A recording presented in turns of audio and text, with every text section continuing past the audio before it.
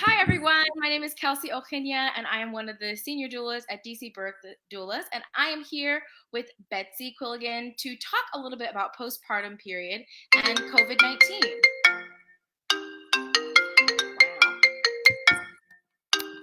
Sorry, guys, my phone is ringing for some reason.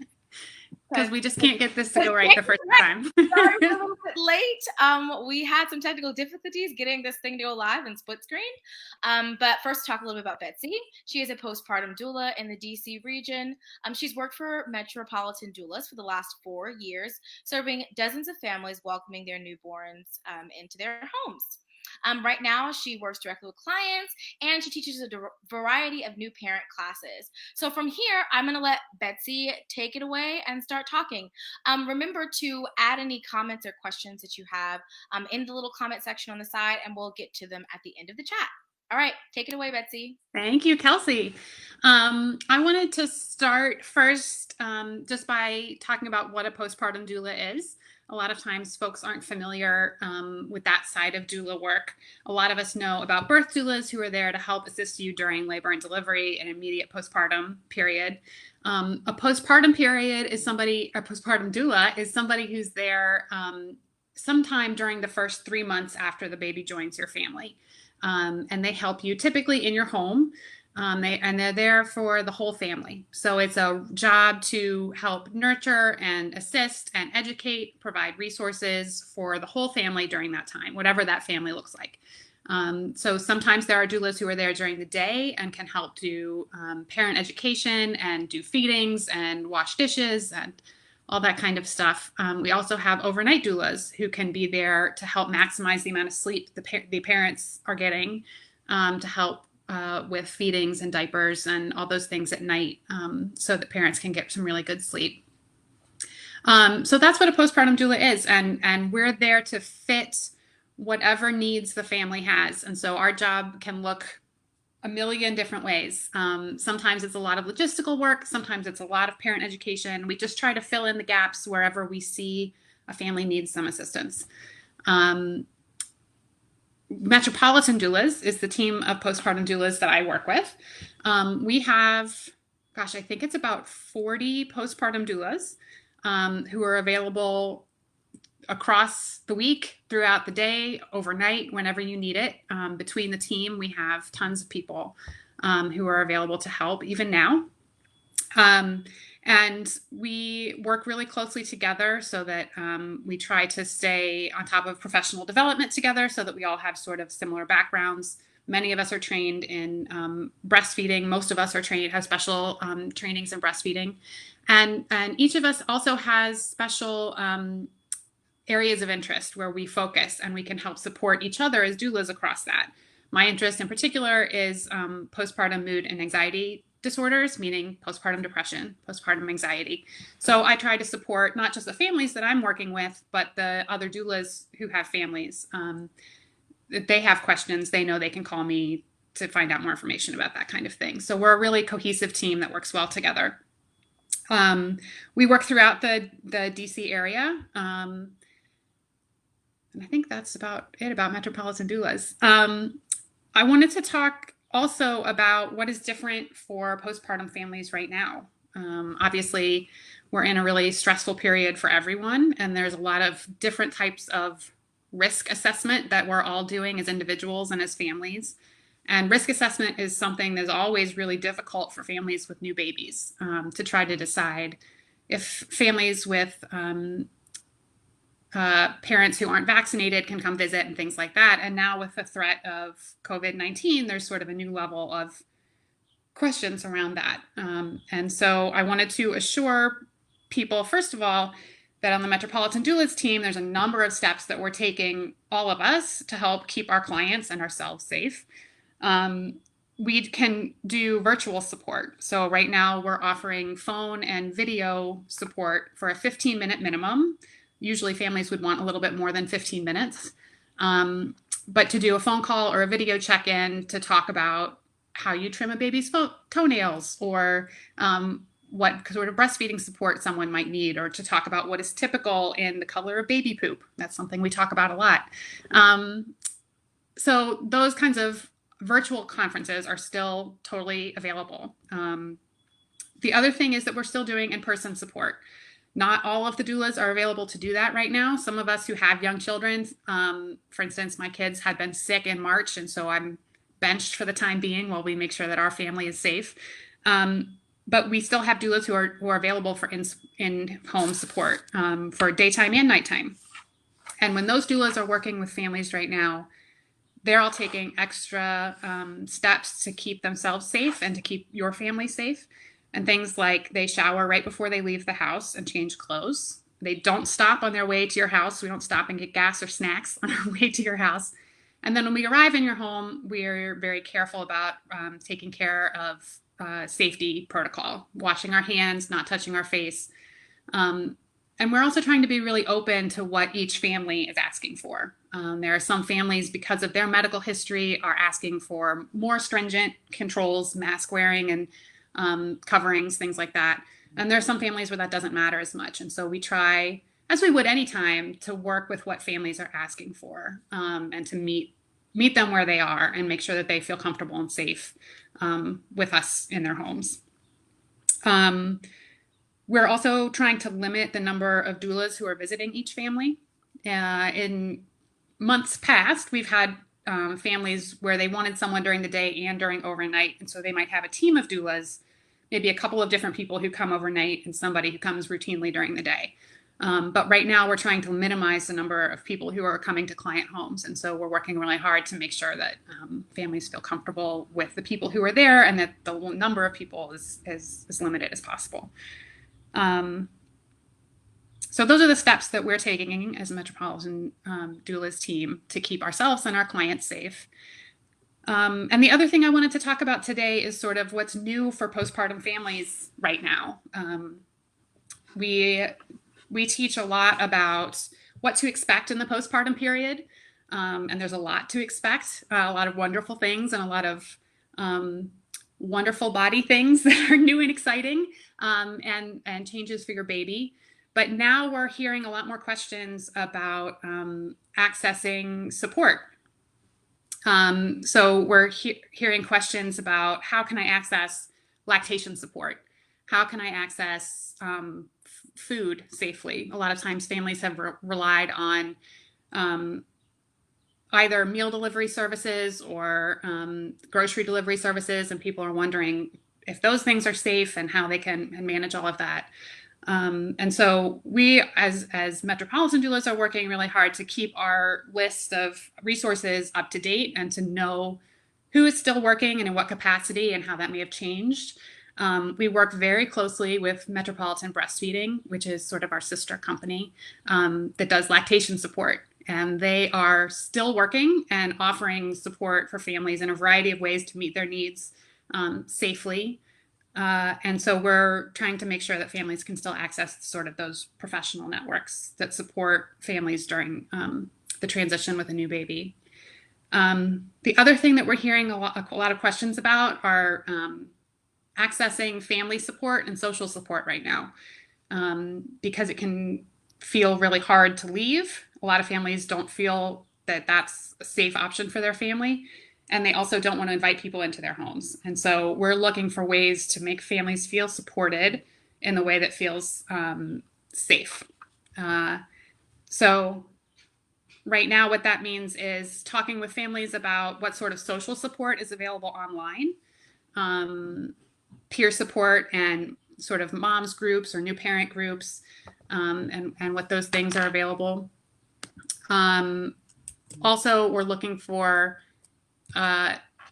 ways to talk with families about having families come to visit them, because that's sort of typically a rite of passage, is to have families come and visit the new baby, or to have friends come and bring food and bring gifts and visit. And right now that doesn't feel like something that is safe for a lot of families. And so we're working to help family cohesion and support work in other ways. And so I think those are the two major things that I think are additionally extra stressful for new parents right now. And I would be curious to see what kind of questions you have now, and I'm happy to answer whatever comes up. Great. So if anyone has any questions for Betsy, we can add them to the comments below, and we'll start getting to some of those questions to answer.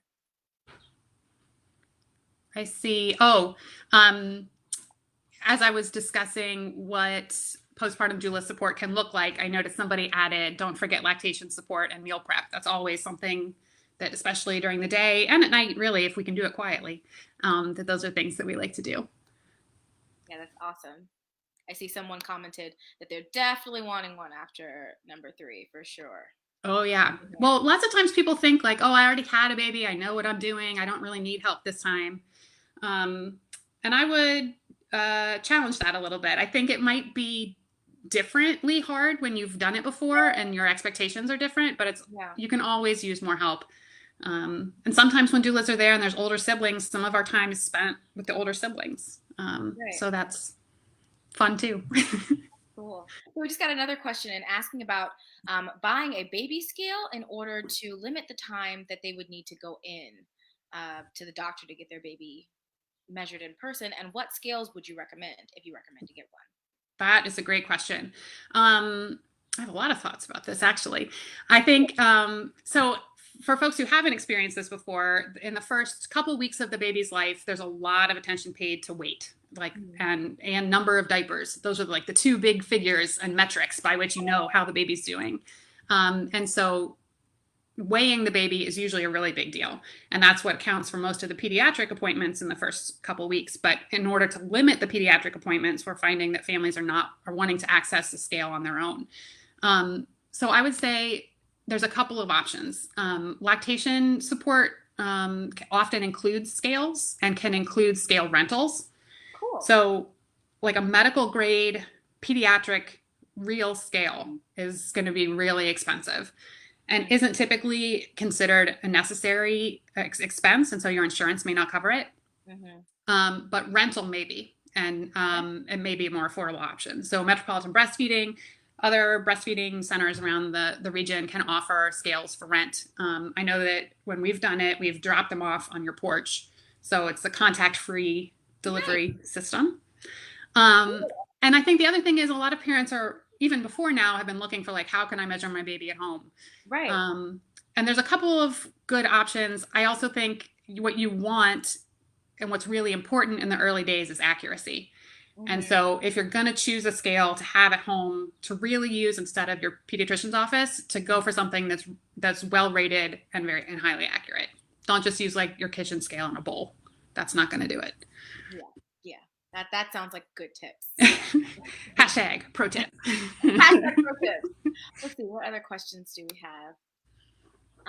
We got this one earlier, a question about recommendations for people who have tested negatively in the hospital, since hospitals are testing pregnant people when they head home. If they have tested negative, should they still plan on limiting the people who are in the house? What's the risks? What should they be considering? That sort of thing for their babies. Right. So as a postpartum doula, my role is not a clinical one. So I can't offer medical advice. But I would say it would be my role as a postpartum doula to help a family consider their own medical history and that of their baby, and to help think through the medical advice that they have gotten from their clinicians. What did they say at the hospital? What did your OB say? Do you want to follow up with any other specialists that you have seeing? And then also to sort of understand that family's own risk assessment. For some of us, even if we're totally healthy, we have a really limited we can only tolerate a tiny bit of risk. Right. Some families feel more comfortable tolerating more risk. And so, that's something that we're all trying to navigate right now. And it can feel extra stressful when you're doing it with an infant. Yes. But I think kind of having someone to bounce that off of and talk through can be really helpful. Cool. So along those same lines, I had a postpartum recently with one of my clients who hired a postpartum doula, but is trying to balance her willingness to ask for help. Basically, I think sometimes new parents have this; they should know how to do it already. They shouldn't really have to ask questions. How do you help people understand what they need to be asking and that it's okay to ask? How do you do that as a postpartum doula? I think one of the most important things and one of the things I found most valuable about this job is just normalizing all of it. Mm. That the things your body does, while gross, are normal. The things your baby does, while also sometimes gross, are normal. Yeah. And to really talk with families about what is typical. And the number of times I've heard parents say, like, I have a crazy question, and then they ask a question I've heard 10,000 times before, can really help someone feel validated that like their concern is legitimate, that other people feel that way, and that Yeah. that I have an answer for you. Yeah. I think one of the best parts about having a relationship with a postpartum doula, if I do say so myself, is having a non-judgmental place to go with crazy Yeah. questions. Yeah, definitely. Because Mhm. Google can help, but it can It could lead you astray. steer you wrong. Yeah, it could steer you Yes. wrong. Yes. And it can sensationalize, and as helpful as peer support can be, Yeah. sometimes internet peer support can really sensationalize something that's really normal. Normal. Yeah. And so I feel like it's part of my job to help make you feel like your experience is okay, even if it's sometimes uncomfortable or unpleasant. That's awesome. Let's see. I'm gonna check to make sure we haven't missed anything in the comments. New message. Ah, another question. How far in advance do I need to hire a postpartum doula? When should we be Oh, considering that? that's a great question. So a lot of times the questions that we get are, when should I hire someone, Mm-hmm. and how long should I anticipate having them? Right. And I would say that depends entirely on your family, Mm. and sometimes on your budget, frankly. Yeah. I've had clients who, I think the minute they took a pregnancy test, called us and booked us. Wow. They were not visibly pregnant, and we were already booked for 6 weeks. Yeah. And I love when that happens. I would say a lot of times we get families that call from the hospital in tears, and they're like, I need someone at my house when I get there, and I need you to stay as long as you can. Right. And I love those families too. It's just a different set of reactions to the reality of transitioning to this new life.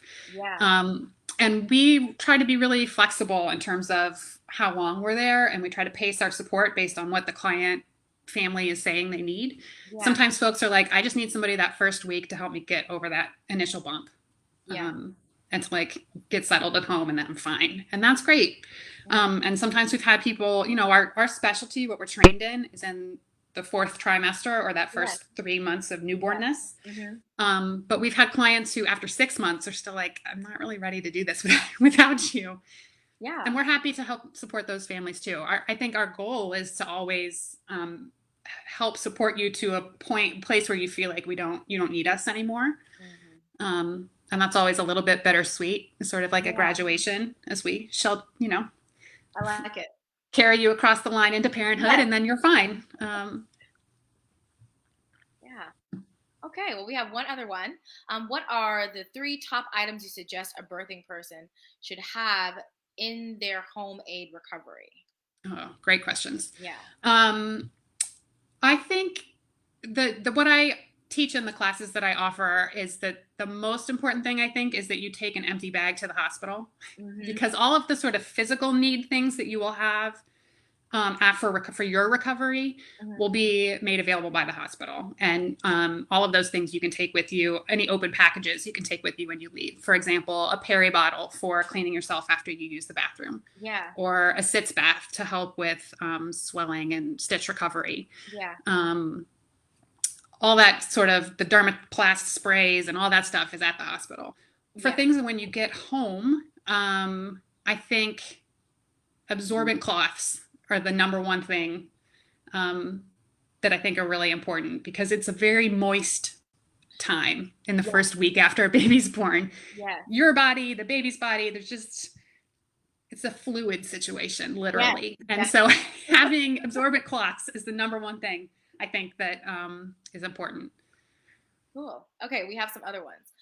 With current PPE shortages, do you bring your own supply, or do clients supply the PPE if they're going to be wearing masks? That is a great question. I think each doula is working to supply themselves. And so I think once a family is matched with a doula, that's something that they can work out between themselves. Gotcha. Oftentimes, once the agency makes the connection between a client family and a doula, then those 2 people are in contact together about the logistics of the schedule and what the parking situation might be, and do you have a mask or do I need to bring gloves? That kind of thing I think can be worked out between families. Okay. Um, yeah, Awesome. And then another one. Are you supporting families as soon as they leave the hospital? Or is there a quarantine period before support? that's a good question too. I think that's another thing. I mean, as doulas, each of us is trying to figure out what works best for us and what we feel comfortable with. Mm-hmm. I think there are some of us who are working, who are available immediately. Mm-hmm. I don't know that everybody is. I think some people would rather give virtual support for a certain number of days Mm-hmm. until we know that family hasn't transmitted anything. Mm-hmm. Okay. Yeah. Well, let's see. Anyone else have anything else in the comments? I still see some questions coming in, so I'll give it a minute Okay. before we wrap up. Let me check to make sure I don't have any in my messages.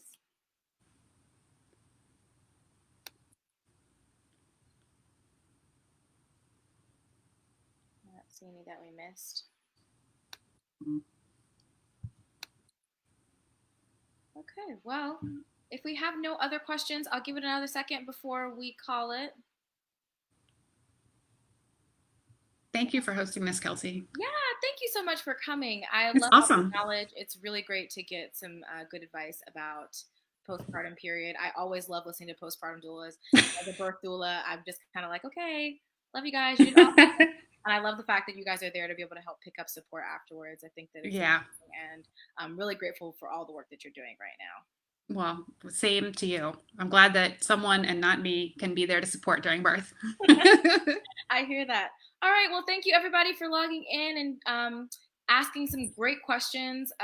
This link will still be up on DC Birth Doulas page, and Metropolitan Doulas will also share it. So if you want to go back and reference any of the questions that were asked, make sure to send it in, share it with your friends, put it on your page, and we will be back with another one of these hopefully soon.